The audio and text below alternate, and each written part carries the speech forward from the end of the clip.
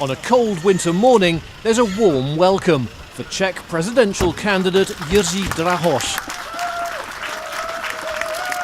as he arrives in the small town of Klatovy in southern Bohemia. Drahos is a chemistry professor and former head of the Czech Academy of Sciences. For these voters and their kids, he promises a dignified style and calm, rational decision-making. But he's not only selling himself as a safe pair of hands. He's portrayed the election as a fundamental choice over his country's place in the world. Já se rozhodně nedívám směrem na východ.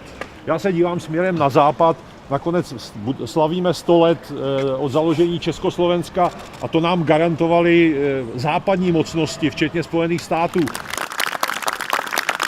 Drahos has said the Russian secret services have an interest in seeing the incumbent Milos Zeman re-elected president. He's warned voters to prepare for a barrage of smears and fake news and has already been forced to deny internet stories alleging he's a Freemason, a paedophile or a former communist agent. Rusko se vměšovalo podle vyjádření amerických tajných služeb do amerických voleb, do voleb ve Francii, v Německu. Samozřejmě nedá se to přímo prokázat, ale všichni o tom vědí. Tak. Ale jaký zájem by měli tady v Česku? Ruská bezpečnostní doktrína říká, že největším nepřítelem Ruska je NATO. My jsme členem NATO, tak to má logiku. Czech President Milos Zeman has not held any campaign rallies and declined our request for an interview. Zeman has maintained close ties with the Kremlin and repeatedly called for Western sanctions on Russia due to its aggression in Ukraine to be lifted, saying they hurt the Czech economy. And when he came to cast his ballot in the first round of voting on January the 12th, he was confronted by a topless Ukrainian activist.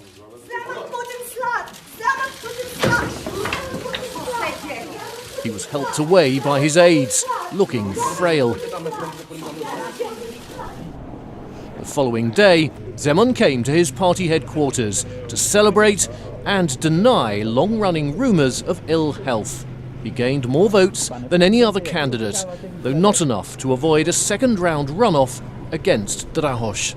Jsem již v prvním kole obdržel téměř 40% hlasů.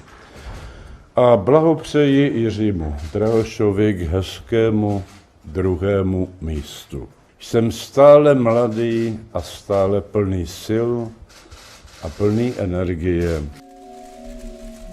One of Zeman's last ceremonial acts as president before the second round of voting was to unlock the chamber where the country's crown jewels are kept, so they could be put on public display. The 14th century crown of St. Wenceslas is a symbol of Czech statehood, and the president is one of 7 key holders, but the only one who can decide to exhibit the jewels. Czechs must now decide whether Zeman will keep this power or pass it on to his challenger.